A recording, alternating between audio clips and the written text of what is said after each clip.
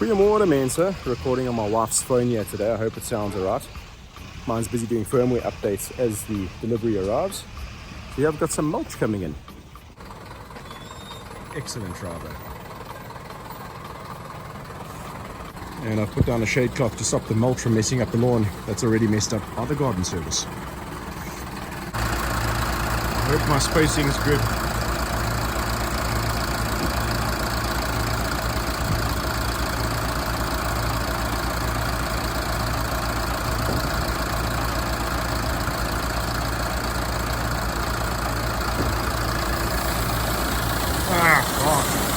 No, not bad. Not bad. Oh, this is gonna miss. So what's happening today is I am just getting this front lawn sorted out. I'm gonna redo clean up the bed, put the mulch down, and I wanted to show you how flippin' awesome this lawn looked. It's Guano Boost only. I put the pictures up on Instagram. That's about the last best thing that I could have taken of it. And then last week, right now before I decide to make the video and mulch, my garden service comes through and decides, hey, it's time to sculpt the lawn right before winter. For whatever reason, I don't know, but I fired them now. It looks like this. And thankfully you can clearly see that's a sculpting issue. It's taken out chunks. I literally have pieces from the rotary that's eaten through it. Excuse my frog in the throat, it's not because I'm crying. And then yeah, this bed, I'm gonna clean up the edge, put down that mulch, and Bob's your uncle. And then to top it off, they didn't only mess up that lawn, they decided to sculpt the flippin' LM as well. And you can see, because they went through it with the rotary, definitely too low, and then thought, ooh, that's definitely too low, let's lift it up to something else that's also too low, and then absolutely destroyed it. So now I don't have no YouTube content that's of any value because my bloody garden service has killed my lawn. Well, not killed it, it'll be fine, but the best way to get your lawn out of winter is to have it go into winter nicely as well. That's how I have green grass in winter. It goes into winter nice. Oh, and the LM is also Guano Boost only at the moment. The two front lawns, well, basically this whole front section of the yard, only Guano Boost. Let's have a look at the mulch. Again, I got it from Newland's Garden Sand. Why? Because I like Newland's. They're friendly people. They deliver really quickly. I ordered this 2 days ago and it's already here.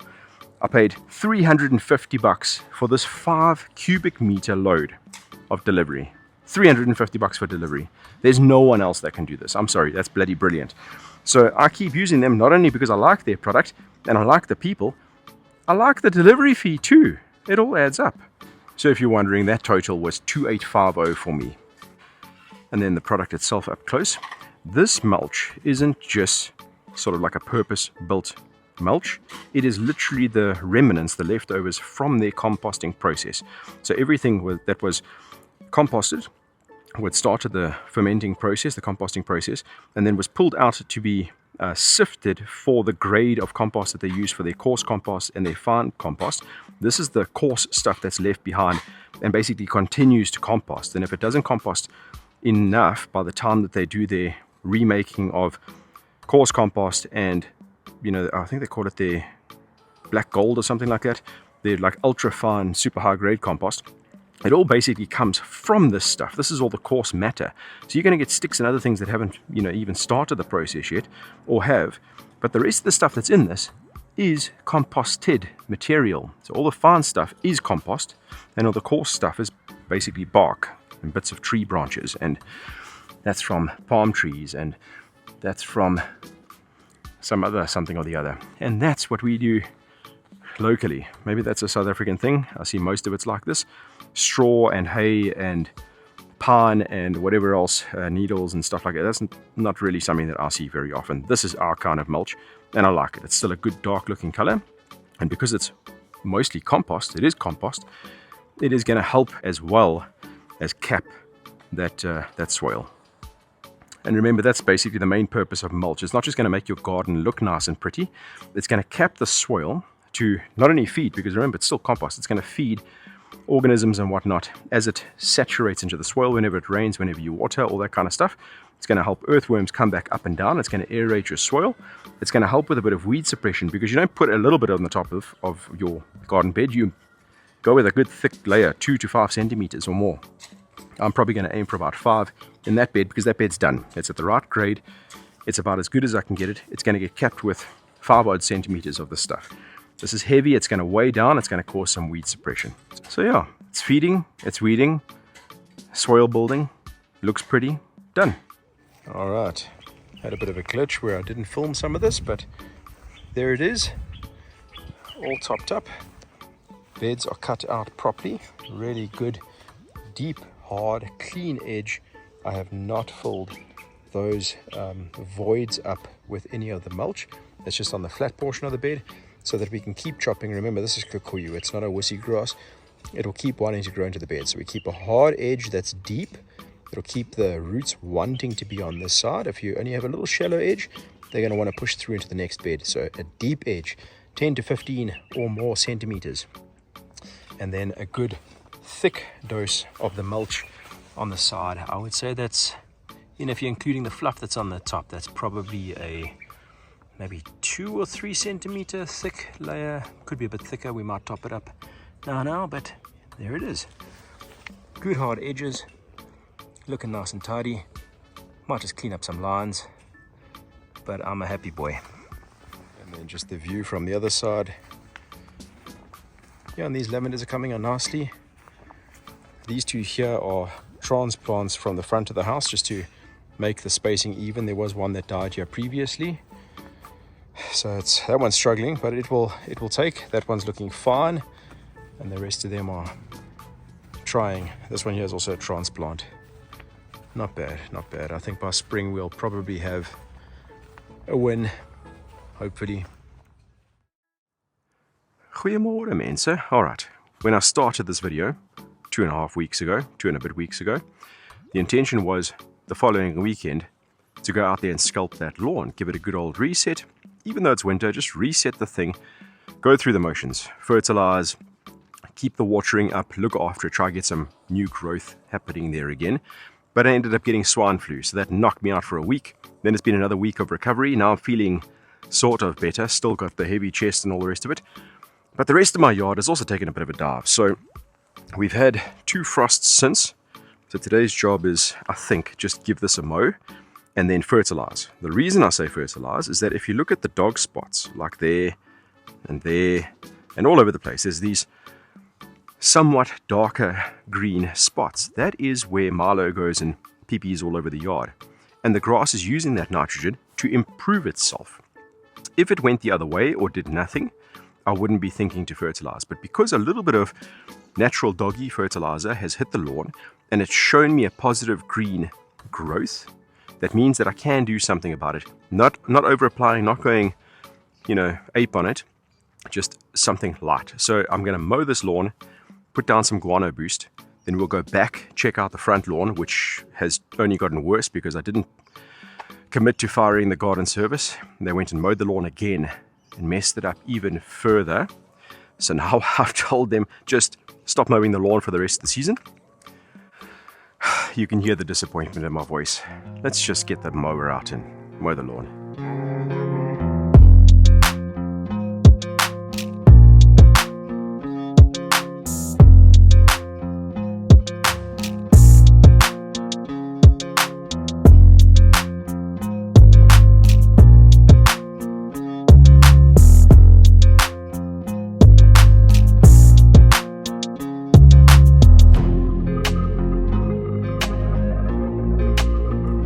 Alright, post-mow, that is looking pretty darn good if I say so myself.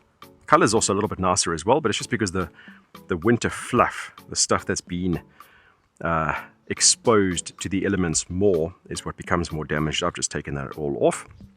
Bottom of the yard, the LM is going purple, and purple means temperature-induced dormancy. If it goes brown first, like if your LM or kikuyu was going brown in, let's say, May, and you're up in the Highveld, it is probably because you haven't been watering your lawn, and the rain stops about May, so it's drought-induced dormancy, not temperature. When it goes purple, That's temperature. So mine's gone dormant in the way that it should. The Kikuyu is holding up pretty well. The Bermuda I thought would have kept up, but that is now actually tanking as well. You can see it's a lighter color, and that's also starting to get that purple tinge on that. The Kikuyu doesn't have the purple tinge. The temperature is affecting LM and Bermuda, not Kikuyu, currently. And yeah, I'm going to buy some bags of lawn dressing to fill up this dip that I never got right the first time. And it's going to be with bags because I don't want to buy 5 cubic meters of lawn dressing and put that on my front lawn as well, because I still haven't packed up that mulch. Well, offloaded it or packed it out into the garden beds. I don't know, lost for words here. I prefer not to get divorced, so I don't want to leave too much soil lying around my yard. Anyway, let's get the Guano Boost out here first, and then we'll repeat the process on the front lawn.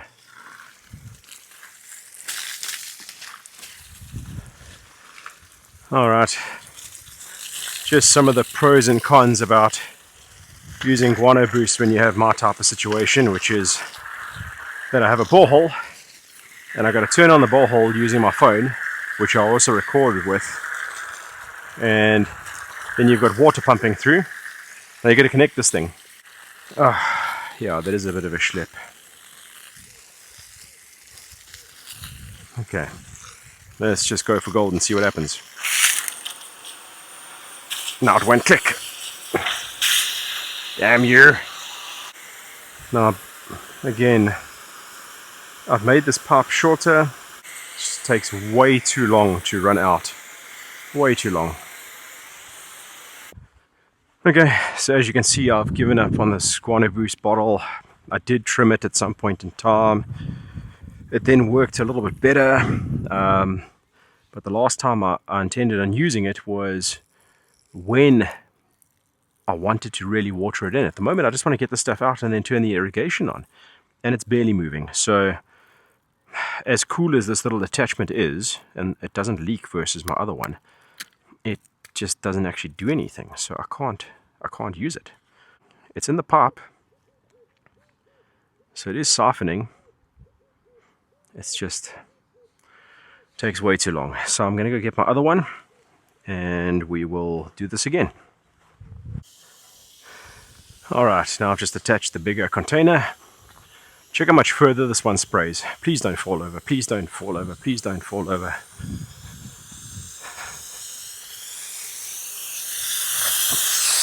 There we go, now we're talking.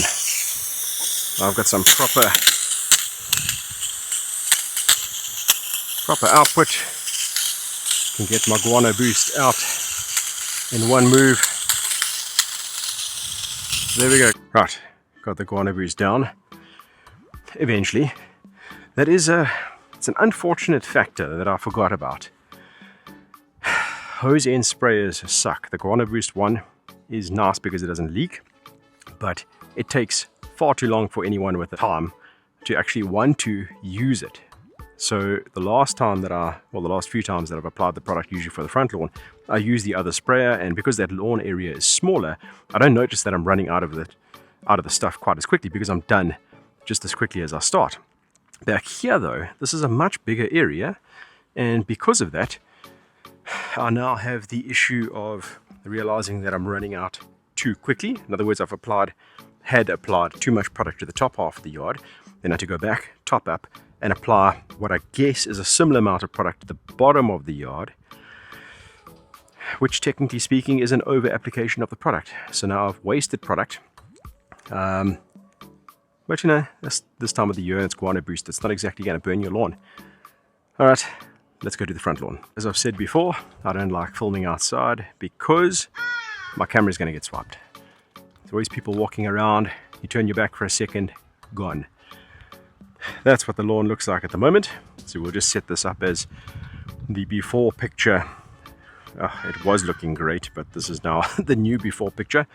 And on this side over here, that's the other new before picture. This area here, I'm not gonna scalp it because it's LM. It won't handle it. I'm just gonna put down some Guano Boost. That is all. So let me get straight to that, and I'll see you again in a sec. Hallelujah. That is mowed and Guano Boosted, and that is now also Guano Boosted. Alright, so I'm just back on the side of the yard because there's too much traffic to film the ending over there. Fact of the matter is, I like Guano Boost, but the application is a pain in the ass. And that's anything hose end sprayer related. All of what just happened now was because of their hose end sprayer not running fast enough, but doesn't leak. Mine runs fast enough, but leaks. So now I'm covered in Guano Boost, not their fault, but just goes to show. When you want an enjoyable experience during your lawn care adventures, buy tools that work. So, I don't know why I never thought of this in the beginning of the video, but my backpack sprayer is what I should have used to get the stuff out. Just put in the right ratio for the square meterage that you need to cover, go out and apply it, water it in if you feel like watering it in, and be done with it without getting too blooming dirty. Anyway, that's that. Thanks again for watching. Like, subscribe, share this with your buddies, and we will see you when this recovers. Cheers.